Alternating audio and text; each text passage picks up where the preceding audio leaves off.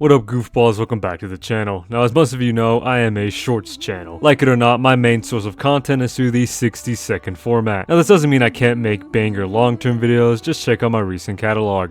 Ignore that. Anyway, this doesn't mean they're all perfect or up to Los Lunas Hermanas standards. Looking back, they're pretty rough and my golden pipes haven't gotten used to recording yet. What was Dutch doing after chapter 6? After leaving Arthur to die, Dutch seems to just disappear. But they still got decent traction, enough for you all to want a compilation. Now, I didn't want to pull a Rockstar and dump out the same product onto a new platform. I wanted to re-record footage, fix the script, and get new voice lines. In case you haven't noticed, my old shorts used a lot of footage from GTA series videos. Enough to give Sean Easy motivation to make another post about stealing content. Now, I recorded what I could, but in terms of side missions and stuff, I needed to grab from other sources. All footage I use that isn't mine will be credited down below. But without anything else to say, we can now get into the first short of the series. What was John Marston doing after chapter 6? Between his appearances in the missions RDR and The Wheel, 8 years have passed. That's quite the while, so what exactly was he doing? The Marstons try to live a normal family in the aftermath, but Jim, being John, can't resist shooting a man. The rugged family moved around trying to find decent work. According to dialogue with Sadie, they moved up north to Yukon trying to strike it rich. In my original script, I mentioned the Californian Yukon since their gold rush ended in the 1850s. But since the Klondike gold rush was between 1896 and 1899 in Canada, Yukon,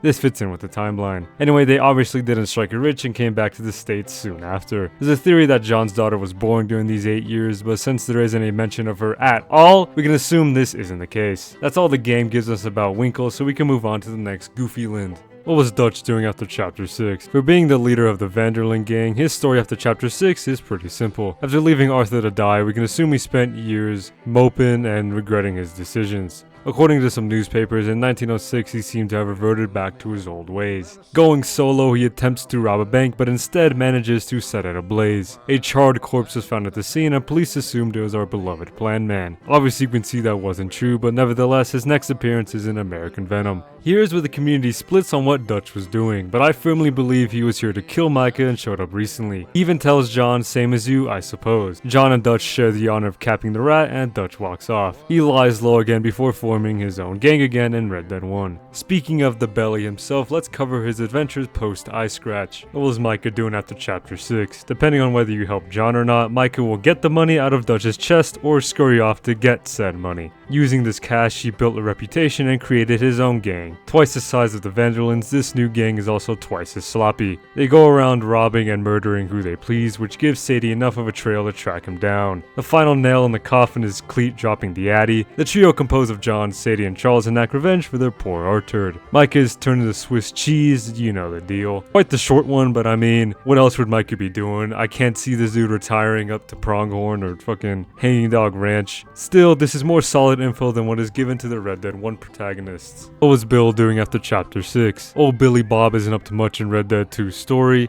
and does even less post-gang breakup. He dips mid-mission as he isn't seen riding alongside Dutch or Micah. To figure this out, we use info from Redemption 1.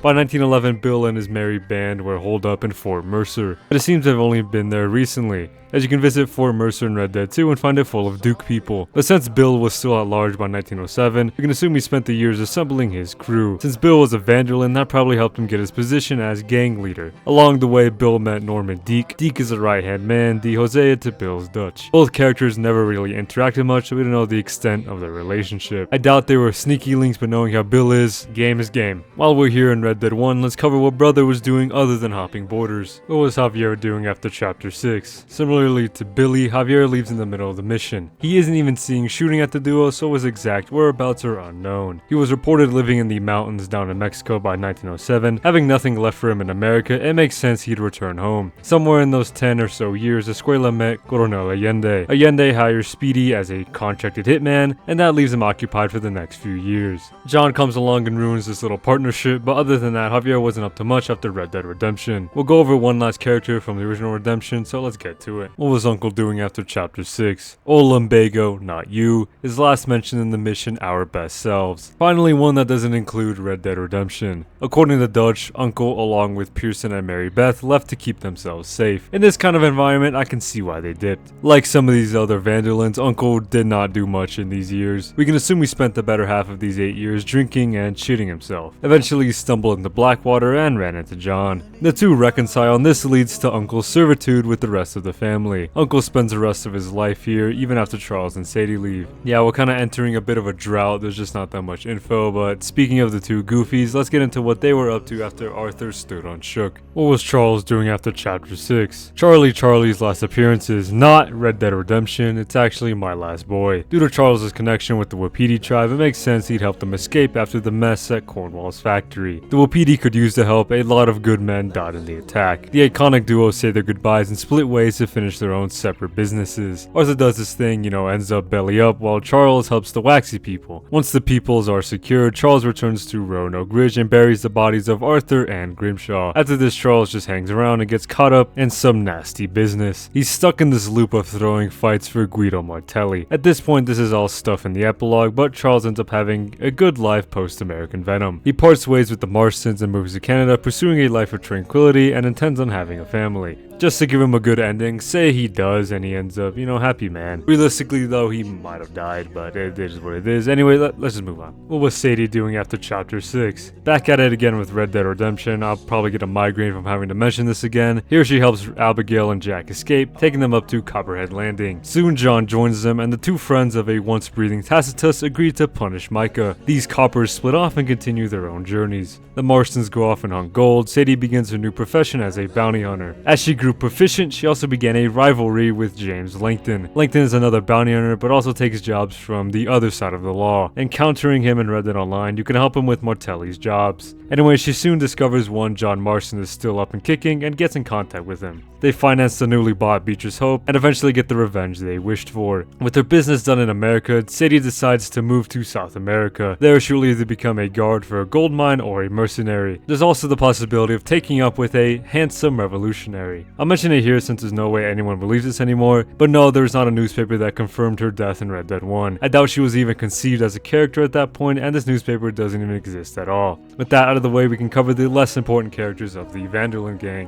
What was everybody else doing after Chapter 6? With everybody here being a minor character, I can lump them together into one section. Pearson, Karen, and Mary Beth left alongside Uncle before the mission Our Best Selves. Simon Pearson moved to Rhodes and married a woman named Ethel, beautiful name. Alongside Mrs. Pearson, they run the general store. Mary Beth Gaskill became a romance novelist under the pen name Leslie DuPont. She can be met as John, but other than a few quick words about the new lives, that's about it. Karen Jones's fate is unknown, so using context clues, we can assume she drank herself to death over the grief of her many losses. This fate was theorized by Tilly Jackson, and speaking of Till, she's living her best life in the aftermath. Tilly used the money Arthur gave her to marry a lawyer from Haiti. Under the surname Pierre, the couple plans to have children together and become a happy family. After being kicked out of the camp by Arthur, Leopold Strauss is captured by Pinkerton agents and roughly interrogated. He manages to stay strong and stays silent. He dies while in custody, all while never ratting. I guess someone can take advice from him. Speaking of redemption arcs, Reverend Orville Swanson fully commits to staying clean and becomes the minister of the First Congregational Church up in New York. Finally, Josiah Trelawney retired to Saint Denis, where he can be heard living with his wife and son. It's unknown if he continues to scam others or not, but either way, this finishes off the tale of the Vanderlyns. Since there are a few bonus shorts in this series, I figured I might as well cover them as well. More content is always good. What was Agent Ross doing after Chapter 6? For how important Ross was to Red Dead 1, his appearances in Redemption 2 leave much to be desired. He is Milton's protege during the game and takes up the hunt on the Vanderlyns. After Milton is dropped, he assaults the camp and can be heard shouting commands. This attack sends the remaining gangsters into hiding. We can assume Ross spent these 8 years looking for the Vanderlyns and not having much success. That was until the murder of Micah Bell. This reignites the hunt and leads Ross directly to John. From here, Ross probably spent a few years confirming the final locations of Bill and Javier and how he would approach John. In the end, he chose kidnapping Abigail and Jack, quite the Sigma move. Since he is the last reoccurring character that matters, we can see what 2 Red Dead characters were doing after 1911.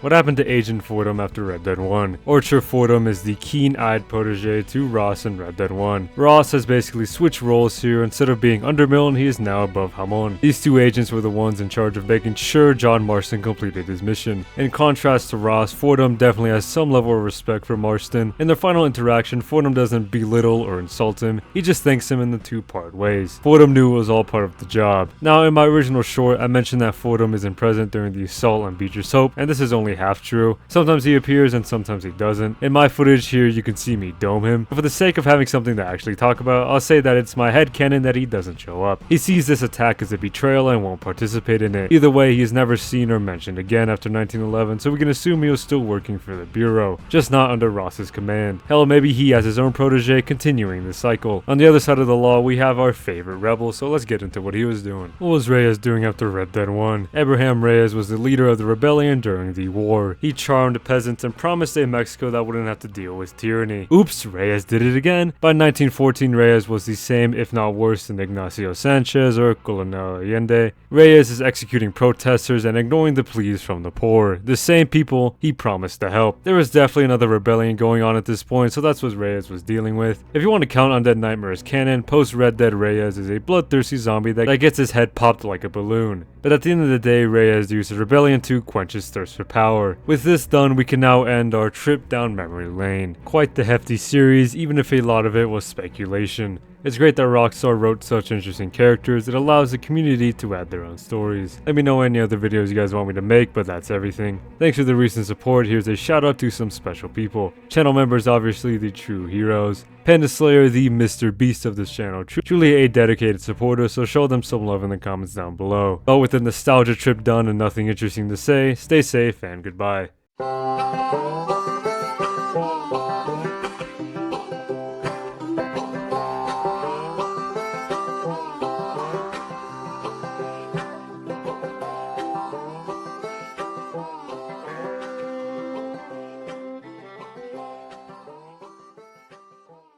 What was Tacitus Kilgore doing after Chapter 6? What happened to Jim Milton after Red Dead 1?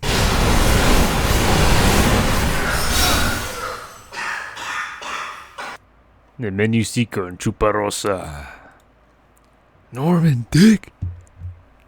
Unlike other characters, Uncle really like some of these characters. He parts ways with the Marshtons and moves to Canada, pursuing a life of tranquility He parts ways with the Marshtons and moves to Canada, pursuing a life of tranquility. He parts ways with the Marshtons and moves to Canada, pursuing a life of tranquility. I can't fucking say that. He parts ways with the Marshtons and moves to Canada, pursuing a life of tranquility. Back at it again with Red Dead Redemption. I must just get it. Soon John joins them and the two friends. As she grew proficient, she also began a rivalry. Encountering him in RDO, you can find him with Martelli's. I'll mention it here since there's no one. Mary Beth Gaskill became... What happened to Agent Fordham?